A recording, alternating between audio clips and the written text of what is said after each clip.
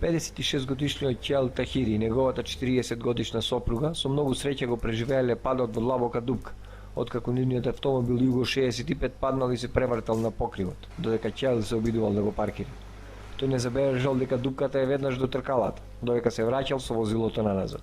Влегов на улицата право, за да дојдем да ја окренем колата.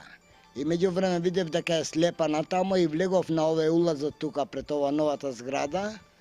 И у тренутку мислив да ја знамо да ја окренем. И у тренутку само гледав, летив на кров, со супругата бев заедно у кола и паднав доле, тоа е необезбедено, мислим, нема никакви ознаци. Јас сам само на рука повреден и на грбот позади.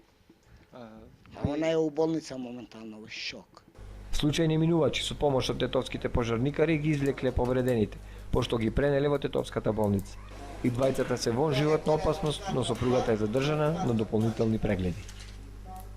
Необезбедена дупка покрај зграда во изградба предизвикала две лица да бидат повредени, откако нивното возило се превртело без да забележат дека дупката е веднаш до возилото.